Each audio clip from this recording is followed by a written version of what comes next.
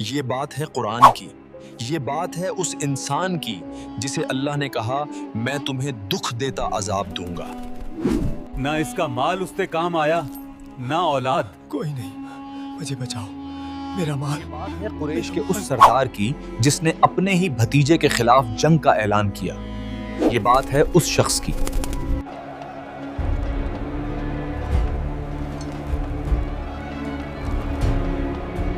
لیکن کیا وہ جانتا تھا کہ وہ کس کے مقابلے میں آ کھڑا ہوا ہے؟ یہ کہانی ہے ایک گھمنڈ اور ایک عبرتناک انجام کی۔ ایک بد دعا جس نے مکہ کے سب سے بڑے سردار کو خاک میں ملا دیا۔ میرا مال۔ اللہ الرحمن الرحیم۔ جانیے اس ویڈیو میں، حقیقت آپ کو ہلا کر رکھ دے گی۔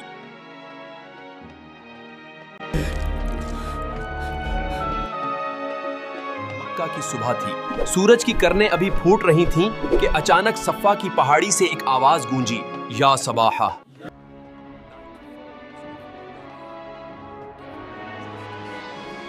یہ آواز اللہ کے رسول تو حق کی تھی۔ لوگ گھروں سے نکل آئے، سب جمع ہو گئے۔ کیا ہوا؟ کون بلا رہا ہے؟ تب آپ نے انہیں اللہ کے عذاب سے ڈرایا۔ ڈرو اللہ کے عذاب سے، اللہ ایک ہے، اس کے علاوہ کوئی عبادت کے لائق نہیں۔ یہ دنیا ختم ہو جانے والی ہے۔ تبا لک یا محمد۔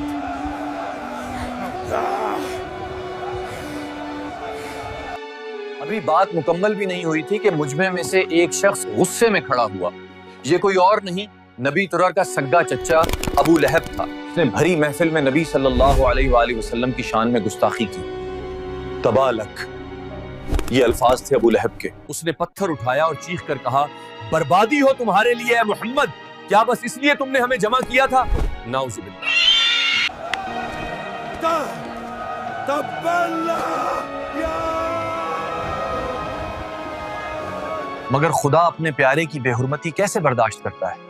زمین پر ابو لہب نے لعنت کی، مگر فیصلہ فوراً آسمان سے آیا۔ جواب نبی زبین نے نہیں دیا، جواب خود رب نے دیا۔ اسی وقت جبرائیل یہ آیت لائے، ٹوٹ گئے ہاتھ ابو لہب کے اور وہ تباہ ہو گیا۔ تبت یدا ابی لہب وتب۔ اللہ رب العزت کا جواب آیا، ٹوٹ گئے ہاتھ ابو لہب کے اور وہ ہلاک ہو گیا۔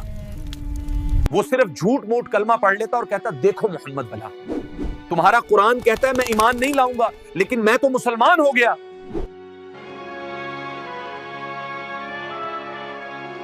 اللہ نے فرمایا نہ اس کا مال اس کے کام آیا۔ وہ سمجھتا تھا کہ دولت اسے بچا لے گی، لیکن جب وہ مرا تو اسے طاعون جیسی بیماری نے گھیر لیا۔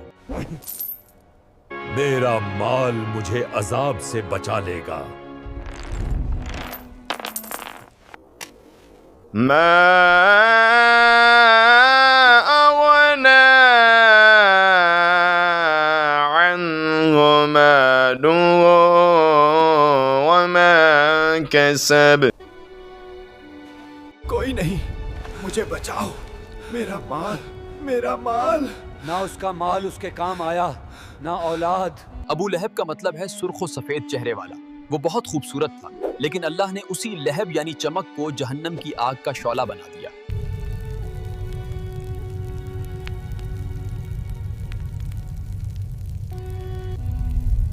کیا آپ جانتے ہیں قرآن نے اس کا اصل نام عبد العزیہ استعمال نہیں کیا کیونکہ اللہ کو شرک پسند نہیں تھا۔ اللہ نے اسے اس کی کنیت ابو لہب سے پکارا۔ یہ واحد سردار تھا جو بدر خوف کی وجہ سے نہیں گیا، لیکن موت نے اسے گھر پر ہی پکڑ لیا۔ اسے ایسی طاعون ہوئی کہ گھر والے بھی لاش سے ڈرنے لگے۔ اسے وہیں رہنے دو، بیماری لگ جائے گی۔ نہ اس کا مال اس سے کام آیا نہ اولاد۔ کوئی نہیں، مجھے بچاؤ، میرا مال، میرا مال۔ حالت یہ تھی کہ بیٹوں نے ڈر کے مارے ہاتھ نہیں لگایا۔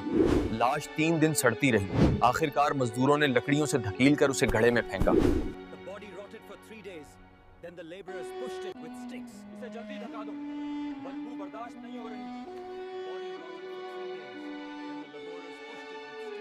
اسے جلدی دھکا دو، बदबू बर्दाश्त नहीं हो रही। और जब अबू लहब ने अपने बेटों से कहा कि तुम मोहम्मद की बेटियों को तलाक दो वरना मैं तुम्हें कभी माफ नहीं करूंगा, अगर तुमने मोहम्मद की बेटियों को तलाक ना दी तो मेरा तुमसे कोई रिश्ता नहीं। ये सूरत एक जिंदा मुअजिजा है। ये अबू लहब की मौत से 10 साल पहले नाजिल हुई, लेकिन वो ऐसा ना कर सका। 10 साल वो जिंदा रहा मगर कफर पर डटा रहा। अल्लाह जानता था कि उसका दिल पत्थर हो चुका है। ये है कुरान की सच्चाई। उसने कहा था कि नबी सल्लल्लाहु अलैहि वसल्लम की नस्ल खत्म हो गई है, लेकिन आज करोड़ों लोग हुजूर सल्लल्लाहु अलैहि वसल्लम पर दुरूद भेजते हैं। वो इस जुर्म में अकेला नहीं था। कुरान कहता है और उसकी बीवी भी जो लकड़ियां ढोने वाली है। ये औरत रसूलुल्लाह सल्लल्लाहु अलैहि वसल्लम के रास्ते में कांटे बिछाया करती थी। وامرأته حمالة الحطب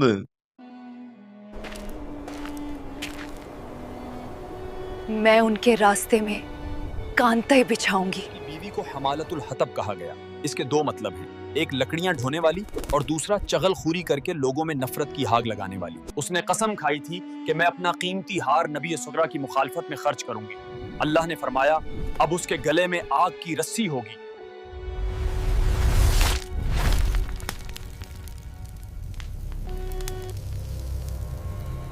في جيدها حبل من مسد और उम्मे जमील को देखें, वो चगलखोरी करती थी। आज सोशल मीडिया पर फैमिली ग्रुप्स में झूठी बातें फैलाना, ये वही लकड़ियां ढोना तो है। अल्लाह ने फरमाया ना उसका माल उसके काम आया। वो समझता था कि दौलत उसे बचा लेगी, लेकिन जब वो मरा तो उसे ताउन जैसी बीमारी ने घेर लिया। अबू लहब तो मिट्टी में मिल गया, लेकिन क्या वो सोच आज भी जिंदा है?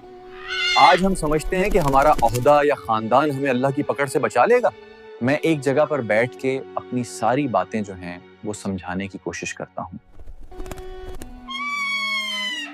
हमारे इस तमाम काम का मकसद सिर्फ अल्लाह और उसके रसूल की रजा हासिल करना है। हम जो कर रहे हैं वो अपने रब को राजी करने के लिए कर रहे हैं। अल्लाह आपसे राजी हो।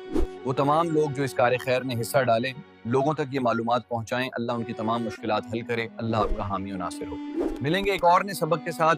अगर आपको हमारा तरीका पसंद आया तो हमारे चैनल को जरूर सब्सक्राइब कीजिए और अपनी राय का इजहार जरूर कीजिए और अपने चाहने वालों के साथ जरूर शेयर कीजिए। تبت يدا أبي لهب